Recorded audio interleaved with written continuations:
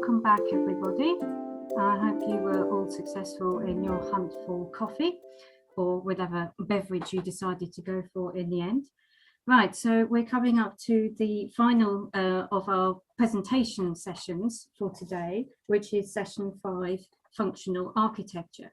And before we start, I just need to tell you that one of the papers has had to be withdrawn. Excuse me, sorry.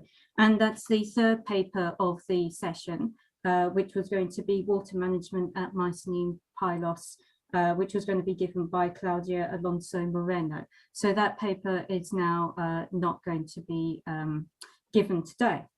But we can move on to our first paper of this session, which will be given by Anastasia Vergaki. And it's going to be about storage determines design, the impact of storage necessities on the formation of NeoPalatial architectural modularities, the example of the Minoan hall. So please, Anastasia, if you could share your screen with us. Yes, I will.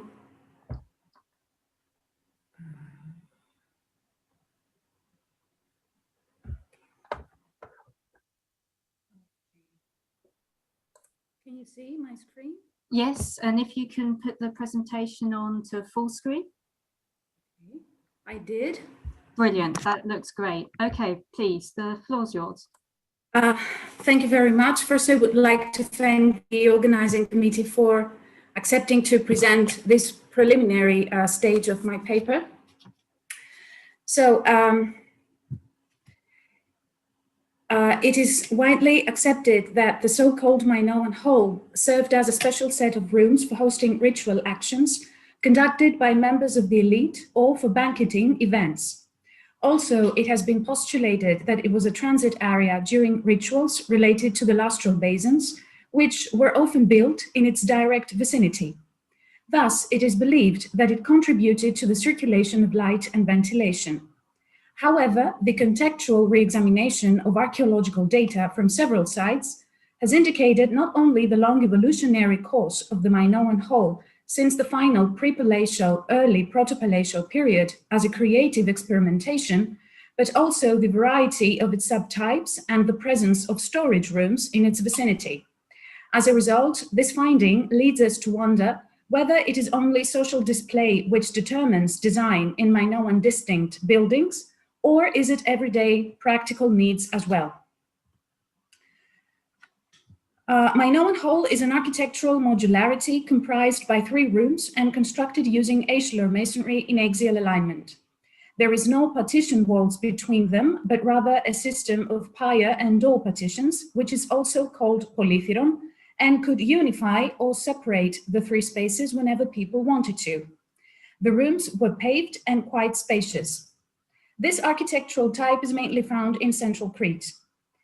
The origins of the so-called Minoan hall are traced in the hypostyle crypt of quarter M and in building A at Malia.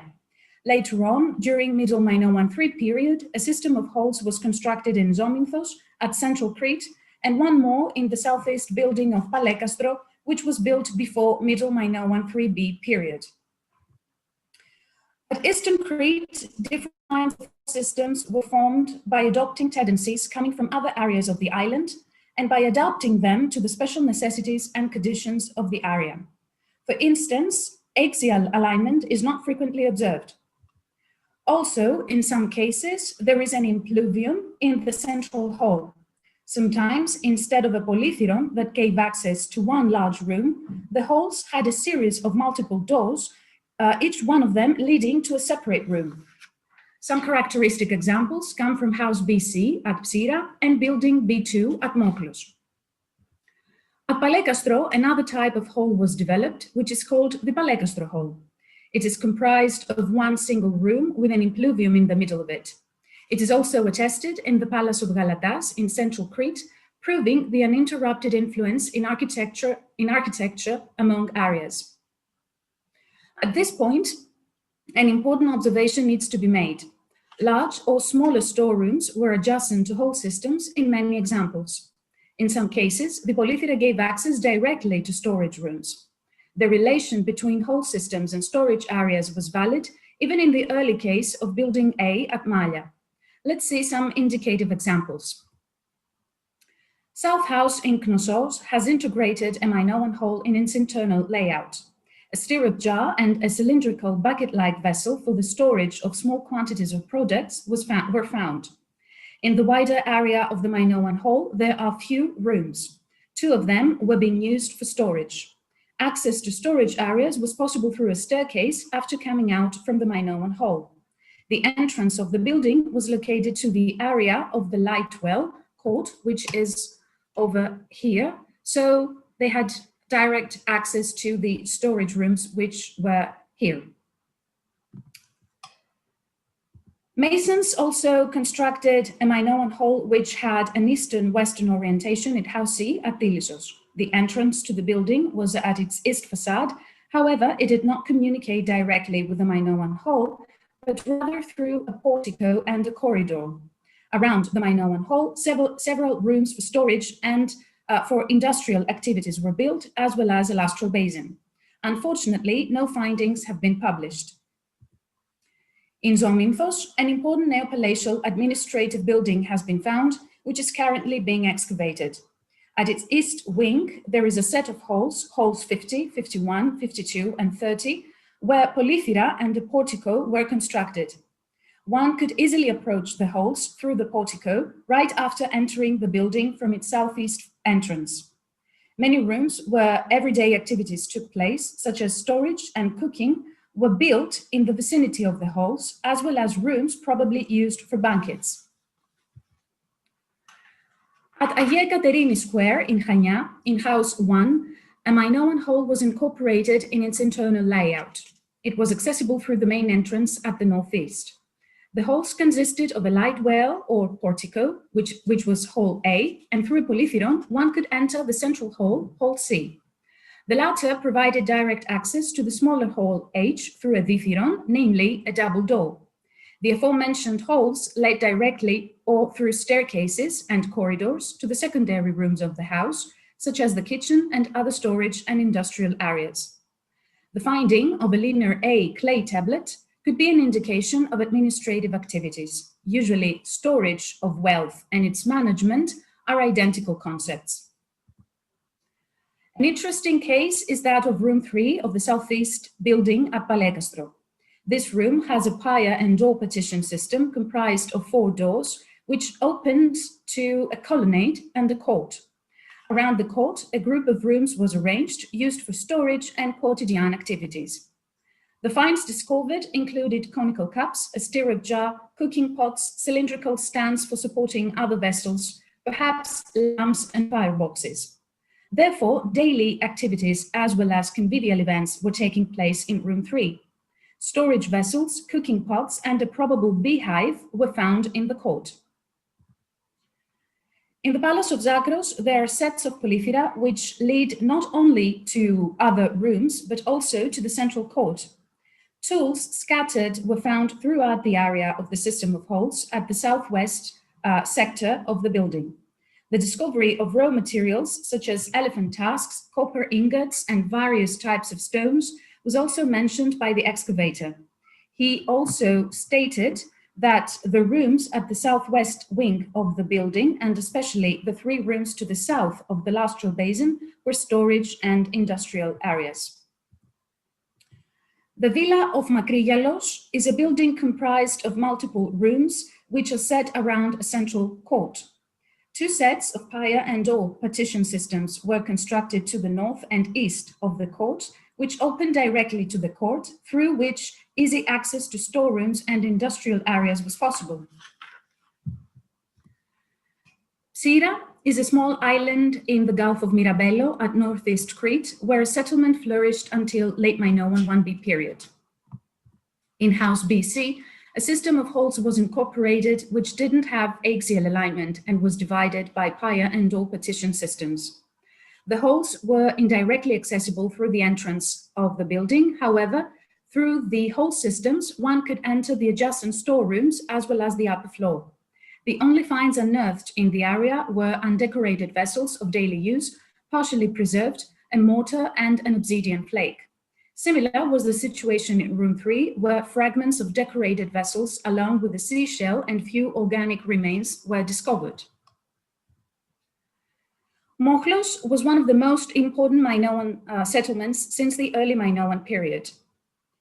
Building B2 was the largest building in the settlement. It is known for the key role, administrative and ritual, which played in the settlement.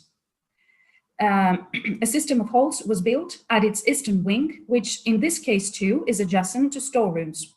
More specifically, it consisted of 3 rooms which have a north-south orientation and therefore a tripartite axial alignment. The mobile finds which came to light were mainly few pithoi, 5 cups found inside the impluvium and a firebox next to it. The room to the south contained very important objects, probably of symbolic character, namely a phallic clay model, the clay model of a boat, the head of a female figurine, a piriform rhyton, and a strainer. These objects are similar with those attested in pig sanctuaries, and probably they were stored in order to be used elsewhere. House D4 is the second largest in the settlement of Mochlos, and a variation of the so-called Minoan hall was integrated as well in its internal design. More specifically, paved hall 11 and a portico were formed in an axial alignment and comprised the whole system. There were 2 sets of pier and door partition systems, one to the north of hall 11 and one probable to the east. More doorways must have been constructed to the west in order to give access to the storerooms which were built there. However, the bad state of their preservation does not help to reconstruct them. Unfortunately, no mobile finds were unearthed, apart from hundreds of conical cups which had fallen from the upper floor. A palatial building has been incorporated in the settlement of Gournia since the Old Palatial period. On the northern terrace of the building, there is a set of halls divided by pier and door partition systems, which end to a columned portico to the east. Small storerooms are observed adjacent to the halls, while to the north there is direct communication with 2 more large halls, C and 27, which also lead to the main storage area of the palatial building. They were accessible right after one entered the building. Another group of rooms, which according to more recent restorations comprise a Minoan hall, is the one constructed on the central terrace of the palatial building. The first excavator had identified the area as the central hall of the palatial building, which consisted of rooms 20 and 21. They were separated by an alteration of columns and pillars according to recent reconstructions. However, bases of polythera are even today visible, which may be belonged to an earlier architectural phase. Conical cups and remains of fruits and cereals came to light, indicating either the performance of convivial events or the products which were being stored in the adjacent storage areas. Conical cups are often found in storerooms where they were used as coops. Another set of polythera, it was supposed to have been located to the western end of the area, leading to spacious room A. At the north wall of rooms 20 and 21, there was a double door which opened to a number of storage areas, rooms 23 and 24 ABC, as well as to room 25, which was a space that gave access to almost the entire building and would be characterized by heavy transit of people and products. A system of halls formed by 4 sets of polythera and 2 dithera, which means a double door, came to light in Xesti 3 in Akrotiri. The halls which comprise it are 2, 4, and 3 and are directly accessible through the main entrance of the building. The typical arrangement of the Minoan hall, which is found in central Crete, is not observed. However, there is axial alignment among halls 2, 4, and 7 with orientation west-east. To the north of hall 4, a polytheron led to hall 3, which in its turn gave access to the antechamber of a lustral basin through a ditheron. Hall 4 seems to have been the main room of this system of halls, which gave access to various areas of the building. A total of 12 doors were included in this room. The polythera were built on 3 of its 4 sides. From hall 7, one was able to enter the rest of the rooms, which were arranged to the west and were of storage and industrial character. This brief presentation gave only some evidence based on the internal layout of a building in order to formulate new interpretive approaches for the so-called Minoan hall. It is a small part of a detailed paper which is currently being prepared. Since late pre-palatial period, when a modularity of halls interconnected by sets of pier and or partition systems first appeared at Maglia, close connection to extensive storage areas is observed. In pre-palatial period, the incorporation of polythyra in palaces and villas was adopted, while in NeoPalatial period, specific variations of the so-called Minoan hall were integrated as established subtypes, which had already undergone a long period of experimentations and adaptations, depending on the geographic area where they were built, its local restrictions and special needs. The cases examined from Eastern Crete were characteristic. During the same period, whole systems were being configured in palatial buildings, villas, and houses across the island. As a result, the interpretation of emulation or adoption of neopalatial architectural traits which domain at central Crete should no longer be considered as correct. At this point, it is important to emphasize that pier and or partition systems are not the same thing as whole systems. In building B2 at Mochlos, there is a whole system in axial alignment. However, only simple doorways opening to individual rooms had been incorporated in its design. On the contrary, at Palekastro, a single hall may have had a polythyron in one of its walls, leading not to another room, but to a large court. As a result, no whole system is configured. The main advantage of polythyra is their mechanical properties. More specifically, the central room of buildings must provide access to almost all other spaces and floors. The construction of many different doors would possibly result to the difficulty of the walls to bear the load of the overhead floor. Therefore, the invention of pier and door partition systems is an intelligent innovation. The intermediate walls of pier and partition systems act as supporting pillars for the overhead loads, and at the same time, the wall in which they are constructed becomes lighter without degrading its loading resistance. The fact that in many cases polythyra provide access directly to storerooms is the achievement of their original design. Consequently, they contribute to the easier and more massive movement of people and to the transportation of staple goods from and to storage rooms. For this reason, it is mainly a characteristic of large administrative palatial buildings, villas, and houses with large storage capacities. Based on the above, it can be postulated that modernity, which characterizes the conception of innovative architectural ideas, is followed by adaptation to local needs as far as the design and implementation of architectural types are concerned. Diversity is therefore a logical consequence of their final layout, which depends on special needs and local constraints. These two elements are associated with the flexibility and the materialization of a design. Flexibility, in its turn, characterizes diachronically domestic architecture.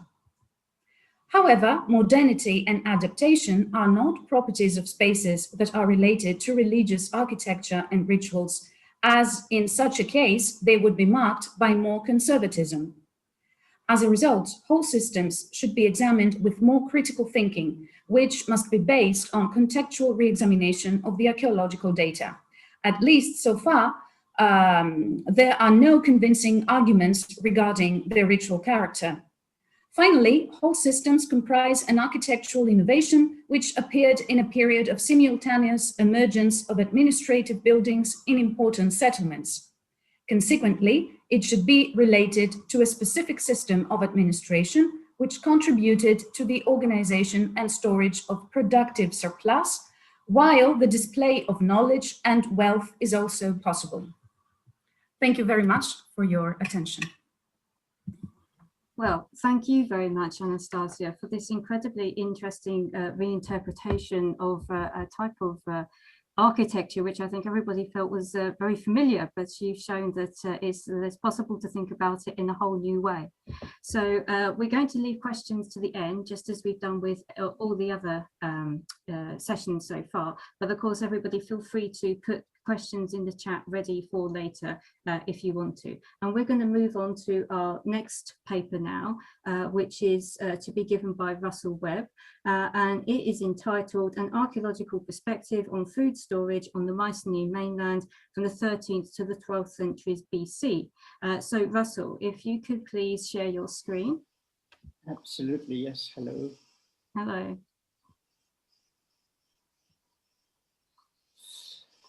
Super. Good afternoon. Great, it starts well then. Good afternoon to everyone, and many thanks to the organizing committee for enabling me to present here the first steps of my PhD research. So I'm currently on fieldwork, so that explains the noisy cicadas eventually, if you can hear them, and I just hope the connection will be good enough. So the storage of staples is a research field that provides a lot of food for thought, encompassing the physical processes of the product, human techniques, and socioeconomic strategies. Like many other aspects of Mycenaean civilization, food storage is mostly discussed in relation to the palatial system, thereby pertaining to questions about the organization of economy and society. The textual data deriving from the Linear B tablets indeed give information about the mobilization of different species of cereals and fruits, but also of commodities such as oil, wine, honey, and flour.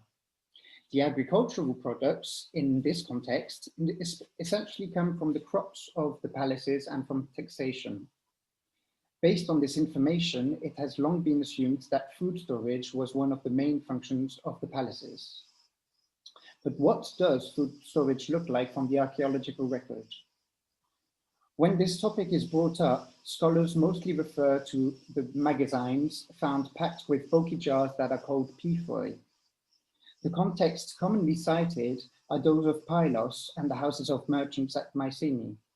Nevertheless, the storerooms in question on these two sites appear to have been involved in the storage of oil, either perfumed or not, and wine based on associated textual information and on the presence of stirrup jars, that is a type of jar specifically designed for the storage and transport of liquids.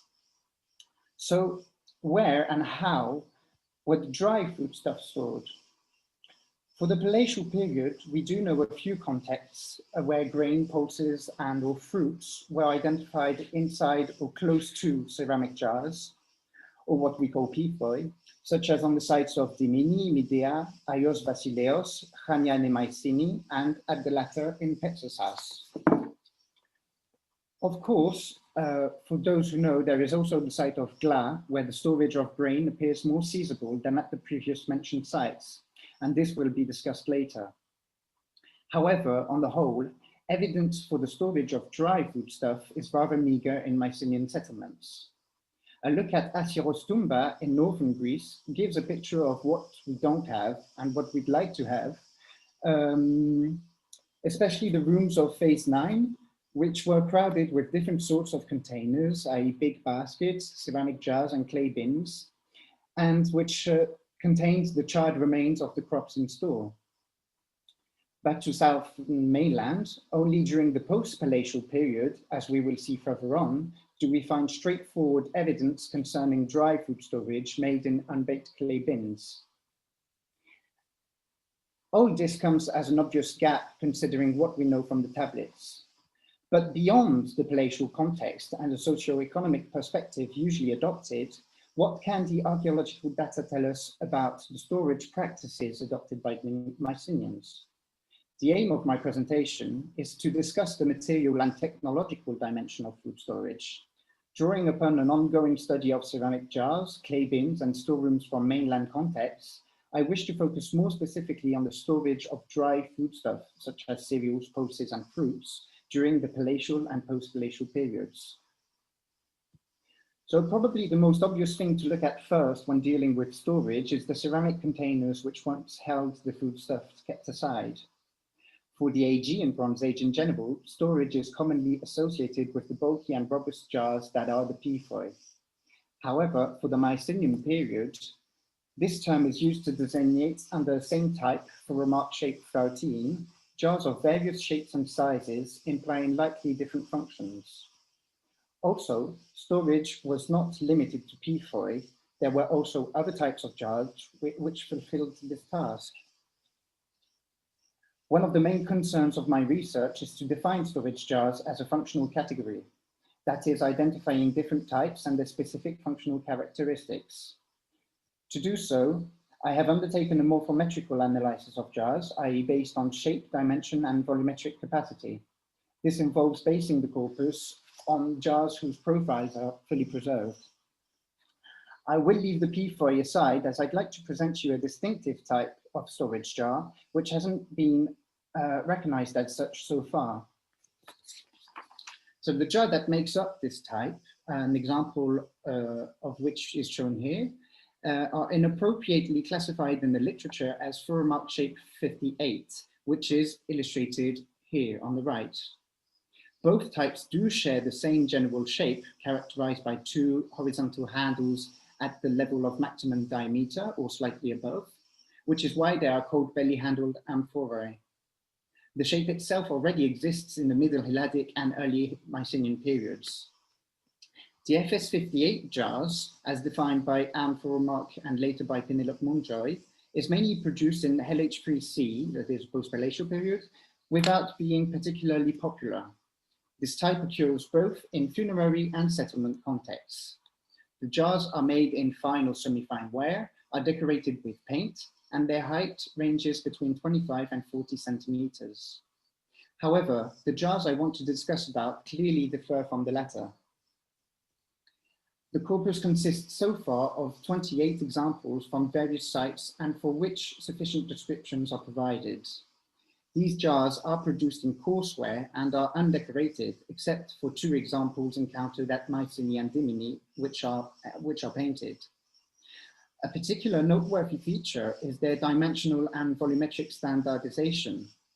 Considering first the proportions that you can see here according to height and maximum diameter, it is possible to identify a main dimensional group with heights between 53 and 67 centimeters, and a maximal diameter between 40 and 53 centimeters.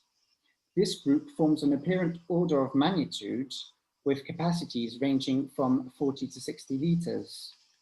Only a few examples diverge from this cluster and could be explained as specific volumetric requirements, or for the bigger ones, as multiples of the standard group, but this scenario remains speculative and requires more data and accurate measurements.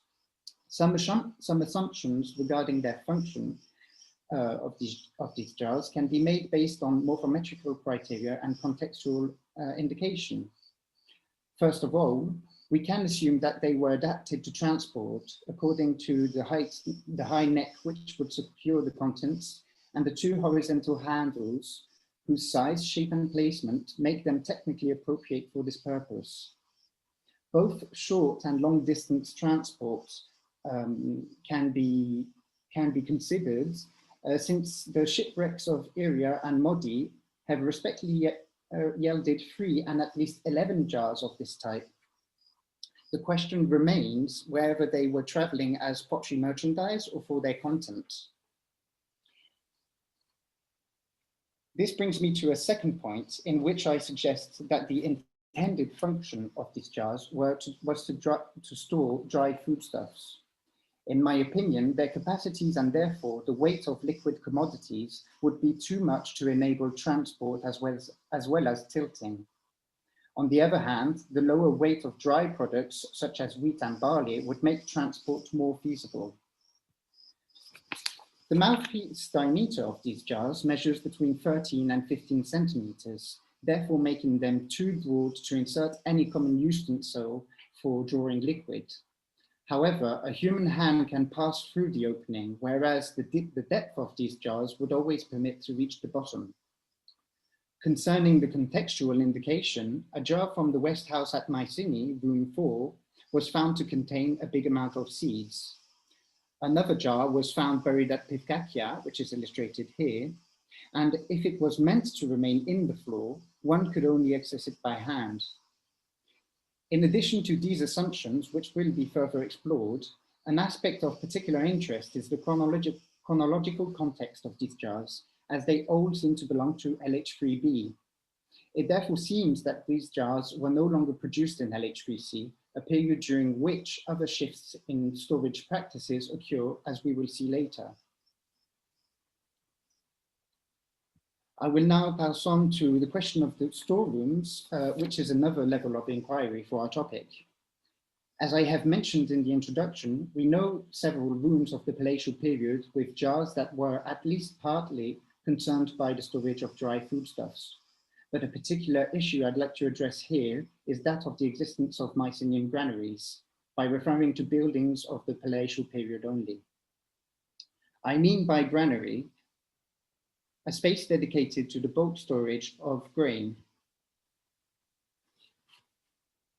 The main advantage in making use of a granary is that it allows to store large quantities of foodstuffs to which repeated access can be made.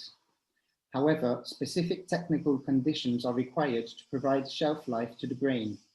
The latter must be ventilated in order to avoid humidity and heating, which would lead to its loss. It must also be protected from insects and from rodents. The efficiency of the storage will also depend on the state of processing of the cereals, dehusked grain being much more vulnerable. Granaries therefore differ from the buildings called silos, which are not ventilated structures, but on the contrary, airtight. Repeated access to these is only possible, not possible, and as the idea is to get rid of the oxygen, and this is done by filling the entire available space and sealing the container.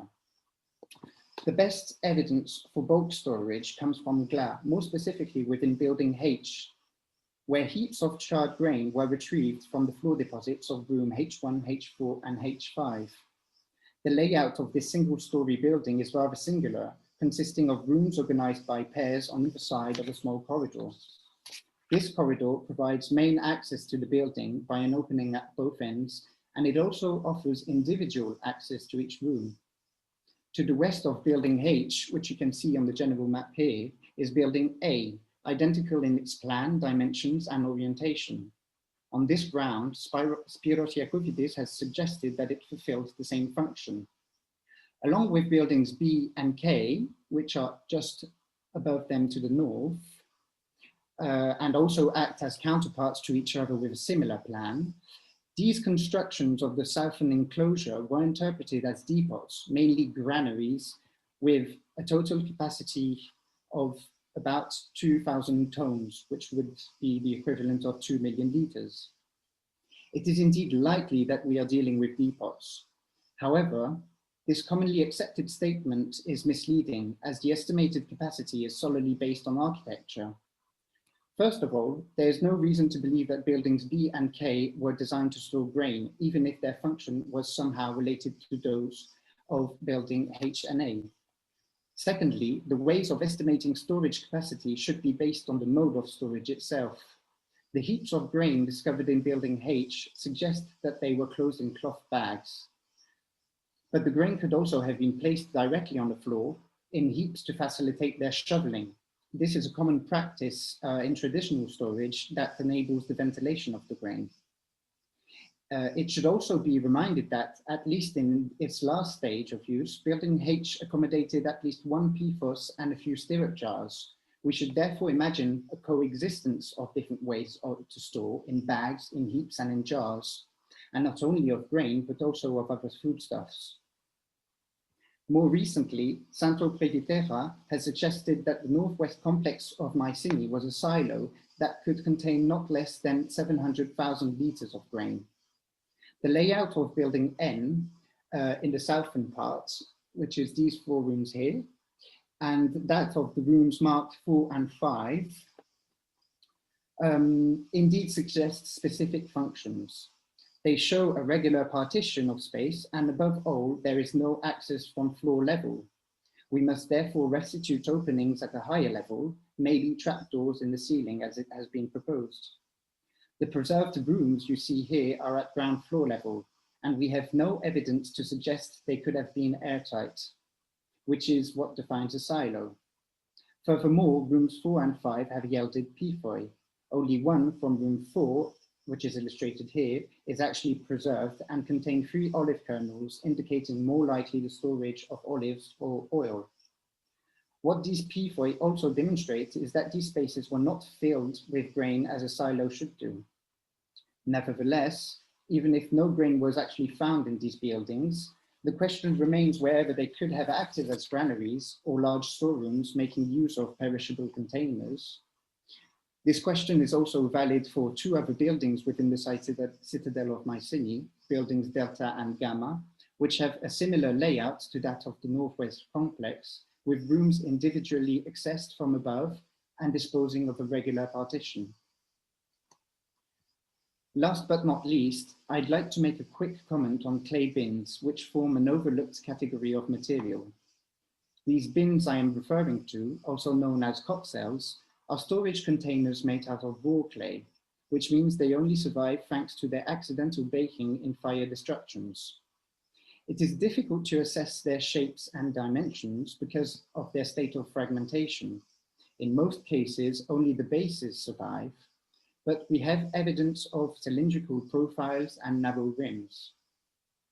It makes no doubt that clay bins were meant for dry food storage. The material can't hold liquids, and many of them were found to contain cereals, pulses, and fruits.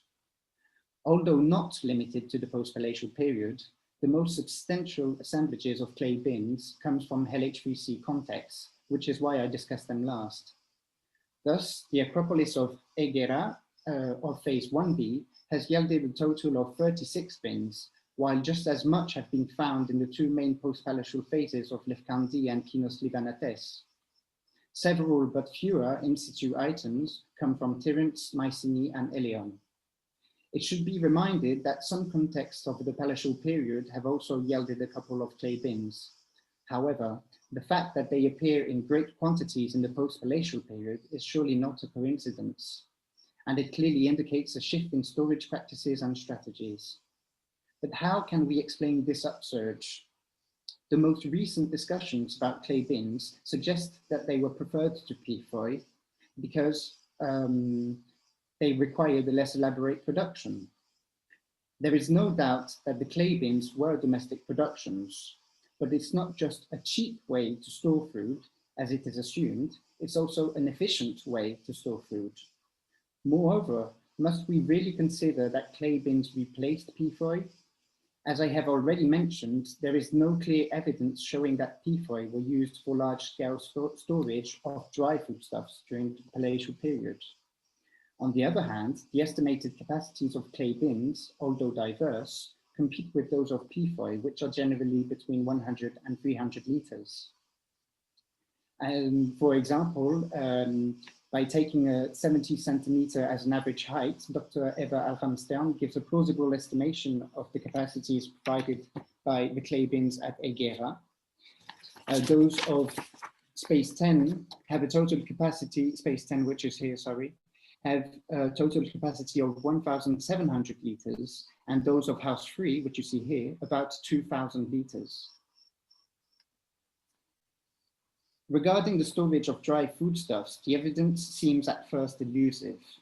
This situation obviously derives from a lack of preserved archaeobotanical remains in storage.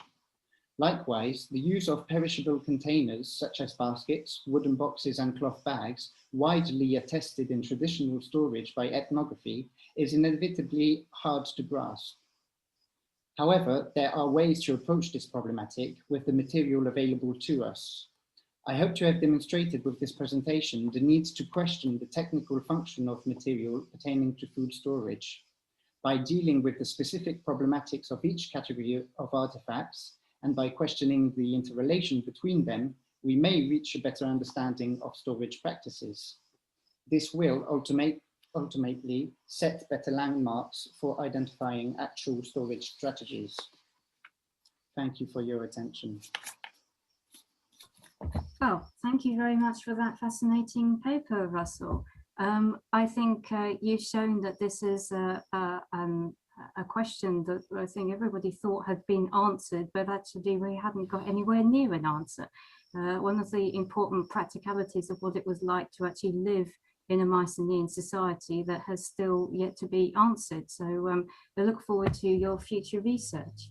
Now, as I mentioned at the beginning of this session, we were supposed to have a third paper now, but unfortunately, due to reasons that are beyond both our control and beyond the control of the presenter, that's not going to be possible. So I'm going to move us directly onto the discussion now for the two papers that we have just enjoyed. So if I could ask you, oh yeah, you've already done that. The procedure is well known now. To share your cameras on, and then if anybody therefore has any questions for Anastasia about the Minoan Hall. Oh yeah, sure, Piotr, go ahead. Hi. Thank you for the presentation. I have a question. If you, I liked your approach a lot, and I think it would be great to see such a study done for the mainland too. And my question is, have you explored in any way relations between, or a relation between the Minoan Hall and the Megaron? No, because it's a huge subject. It's already a very complex paper. As long as I focus on Crete, there are still some areas I would like to see. For example, I haven't examined yet the Minoan Hall in the island of Kea, so I don't know the situation there.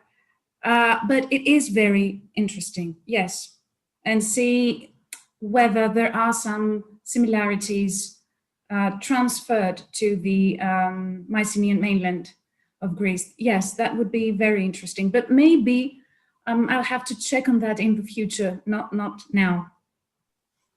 But thank you. Yeah, thank you for the answer. Yeah, I mean, that's what I expected. I know it's a huge subject. I didn't thought you have all the answers here, but I have to say this connection to extensive storage areas that you pointed is something that I think occurs on the mainland too, like when the Megaron starts to be part of all those larger residences. It is always connected to this too. So it's a nice direction, I think, yes, for the research. I think so.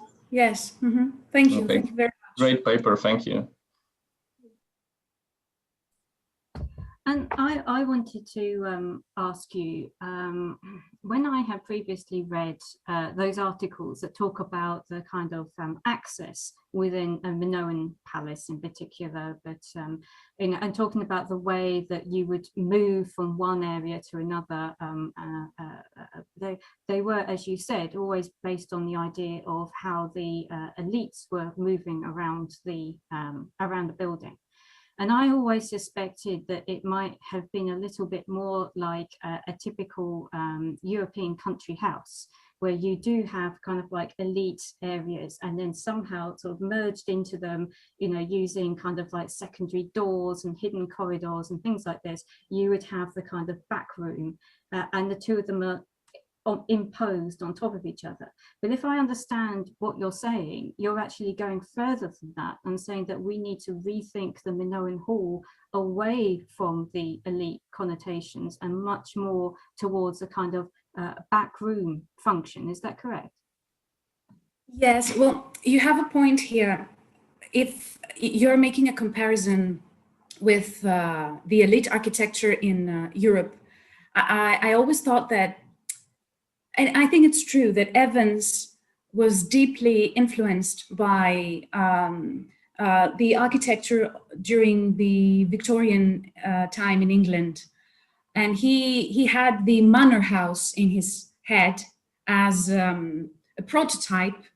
And he said that, okay, the Minoan villa, that's why he called it a villa, should be like the manor house, the British manor house, with the upper floor where the elite used to accommodate, and the ground floor rooms where there were some other industrial or storage activities, which, okay, he wasn't wrong.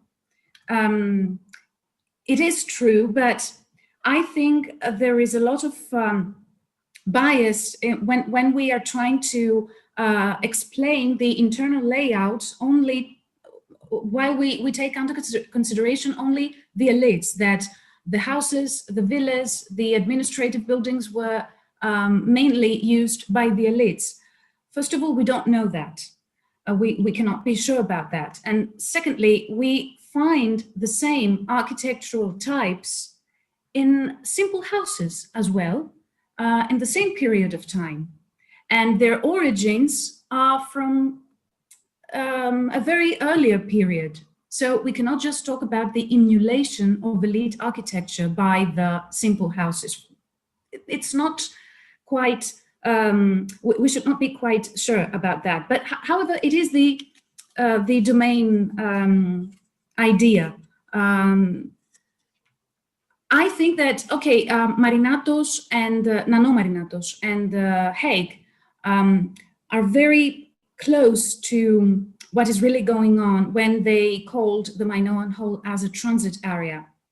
But they related the transit area, the very intense circulation of people with rituals, and especially with what they call the focal point of the ritual, which was the lustral basin. So they really believed that the Minoan Hall was in direct relation with the lustral basin, but there are not always lustral basins in direct connection to the Minoan halls, or there are no lustral basins at all in several cases. It is not always ventilation, for example, the problem that they solve, because in many cases the Minoan halls have windows, so there is ventilation working there. So yes, I am trying to understand the adaptation of the design in the special needs of each area, and be less influenced by the dominant idea of rituals, that we see rituals everywhere, but we should check on the data and contextual data, I mean, layer after layer. What was found in situ, what was fallen from the upper floor. That is very important in order to understand each house and each floor. No, I agree with you definitely, and I think that your work is moving the Minoan Palace towards being a lived space, yes, rather than a kind of more like a sort of I don't know, like a public domain, almost being treated as a museum in yes, some way. Mm-hmm. So we have there were areas of public domain or areas where collective activities used to take place, but I'm not that sure if those activities used to take place in the Minoan Hall, but this is another conversation. Okay, the areas of collective activities were in the Minoan halls. Yeah. Okay, great. We have a comment here. I think it's a comment more than a question from Mariana in the chat. And she says, first of all, thanks for your presentation, very interesting. I think that the case of the Villa of Ayatriada can also be included amongst your case studies. She also says that she shares your observations on the proximity of this kind of rooms, the halls and the polythyra, and warehouses or workspaces. The ritual character must be reconsidered, as you were saying, also in the light of the multifunctionality of the spaces. And then she congratulates you and promises or warns you, I don't know which way, that you keep in yes, touch with each other. Sure, for sure, thank you. Right, so now I can see that Julia Binberg has her hand up. So Julia, if you could turn on your camera and ask your question, please. Yes, thank you. Well, thank you for your presentation. That's very, very interesting. And I think you're quite right to look also at the practical aspects of the Minoan hall system and yeah, storage and transit. And in this context, I would like to ask you what you think is the relation of the presence or the layout of the staircases to the Minoan hall system, and what kind of staircases are these? Are these more for service staircases or more elaborate ones? No, okay. They're not always staircases related to the Minoan halls, but there are in some cases. For example, in building B2 in Montclos, they just lead to the lower terrace of the building, where two pillar crypts, the so-called pillar crypts, are there, but storage vessels were found in them. So there is no certainty whether they were related to cult or not. They were functional, I mean, staircases were functional. And the Minoan hall, in many cases, it is an area that has to give access everywhere in every each wing of a building. So a staircase would be also essential, okay, in some cases. Mm-hmm. Okay, thank you. Thank you. And do we have any other questions for Anastasia?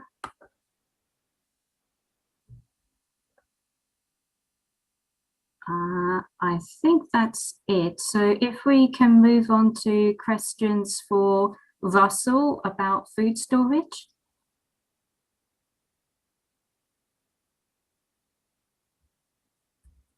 Go on then, Piotr. Hi. Also a good paper.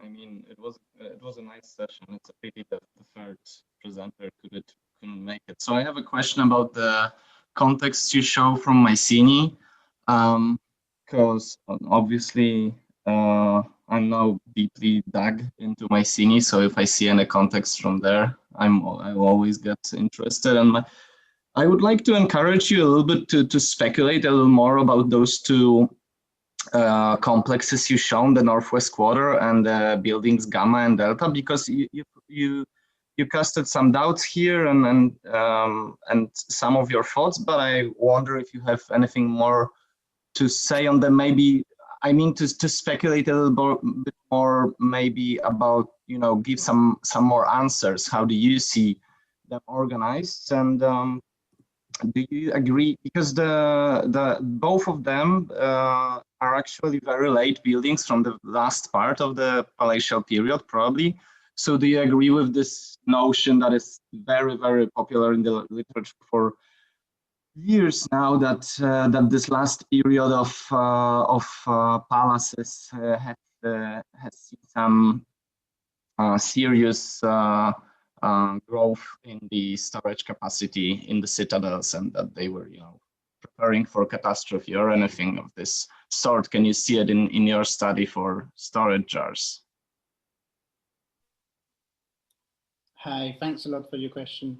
I'll start with the last part, meaning that obviously there is all this spatial change in storage at Mycenaean already. Well, mostly because the storage we have for the first part of LH3B and even LH3A2 would be outside of the citadel, whereas it definitely comes inside after. But it's after a lot of, the question is, what were we storing there? There are the storerooms, but then we can only speculate about what they were storing actually. But concerning those buildings, Northwest Quarter buildings, Gamma and Delta, it's really, I believe, Santo's Priviteros merits to have brought up the question of bulk storage, because it seems that we have often thought about the PFOI and jars, but so little about proper bulk storage. Maybe more in Minoan Crete with the couloirs, of course, but for the mainland, it stays a proper question of technique and also layouts in the building. What's interesting with those three is that, well, I refer to them as intermediate structures following Pascal Darc's classification of Mycenaean buildings. And I noticed that they are 3 such buildings where you find a lack of entrances at floor level on the entire scale of the building. So it's the whole building that is that doesn't have doors, and which have this regular compartment partition. So it's, without thinking of the technical problems it could pose, I would think first that, well, it's interesting to have a regular sized space, which means a standard capacity of compartments in which you could eventually imagine putting grain and cereals and filling these spaces, and maybe not fill all of them at once, but transfer from one compartment to the other. The real problem I find is how to define what was on the upper story and what was the nature of the upper story. Was there residence? What was the function of the upper story there? And in the case of building N, of course, you can't necessarily just see the digs from Tsundas first, and luckily we have had the excavations of Iacovidis and Milonas, although on Milonas side that we don't know what came from these buildings, Delta and Gamma. And for building N, I think there's still a question of even in these storerooms, I mean, even the question of light, because I'm not sure it was necessarily devoid of light.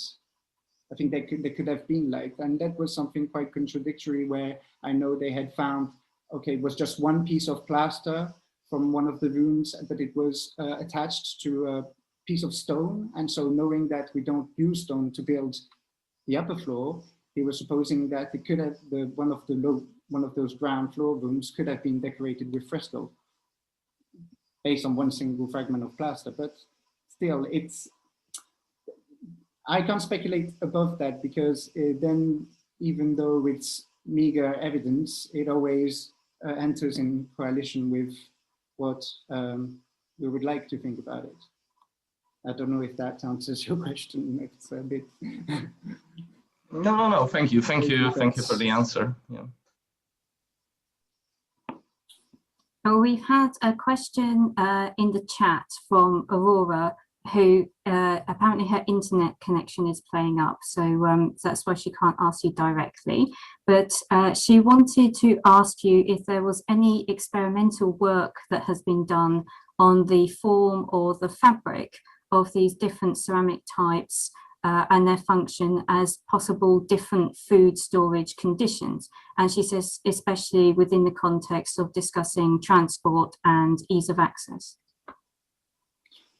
So concerning the ceramic jars, experimental work, not for Mycenaean jars, and at least I have indeed thought about doing experimental work, but it will still stay something that I might do after my PhD for reasons of time and money. But there are several experimentations I would like to try with storage jars, of course, related to the questions of fabric, porosity, and definitely a technological approach, but also linked to the form.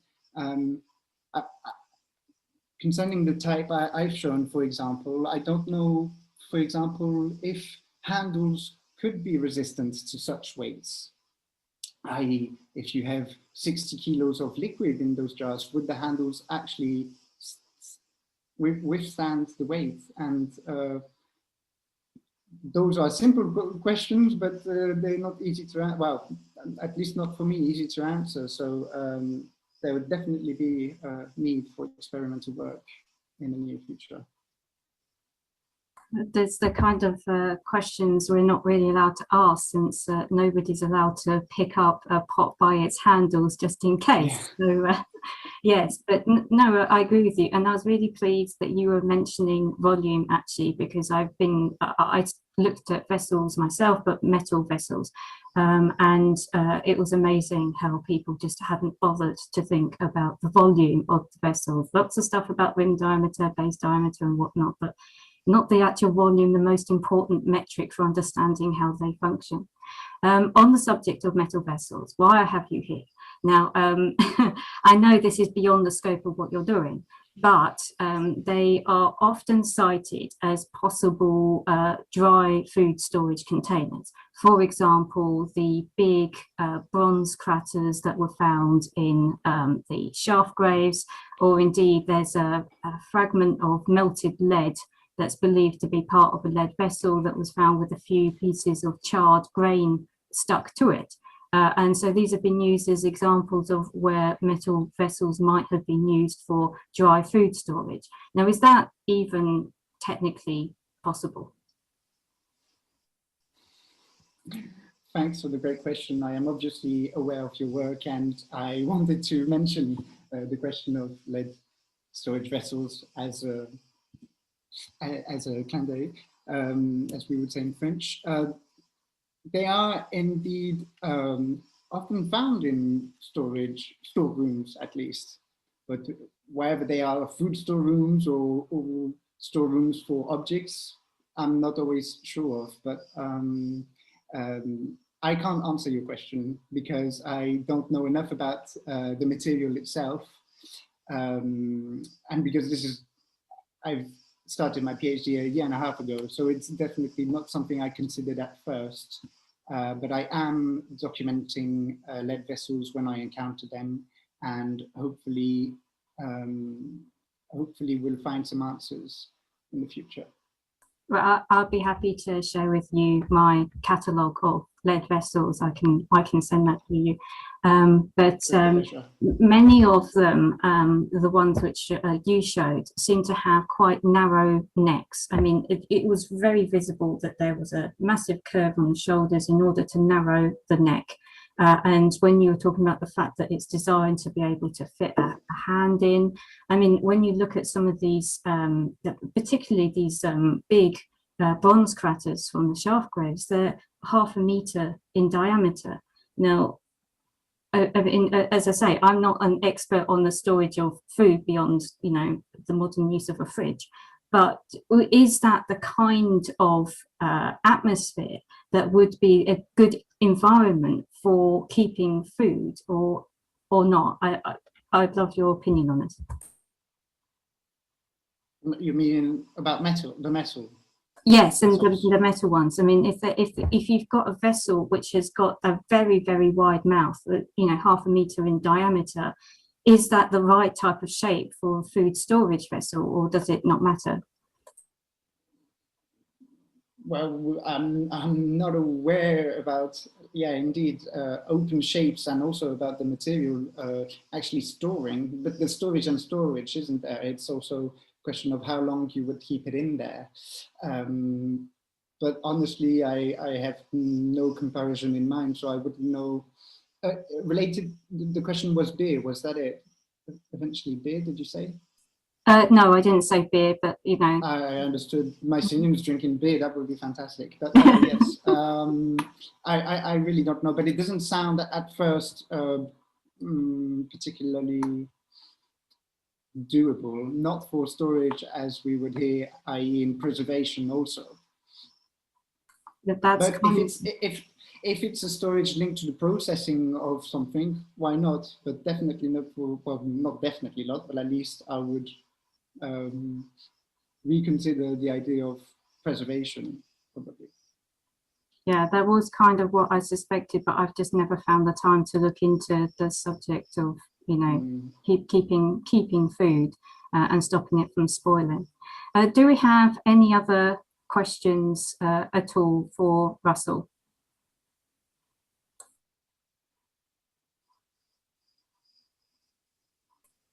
Okay, it looks like it's all gone quiet. So it just remains for me to thank the two of you for your fantastic presentations. Another really great session, really interesting. And I think that you're both doing great work in terms of, like, you know, talking about the practicalities of what it was like to be in these societies. So thank you very much.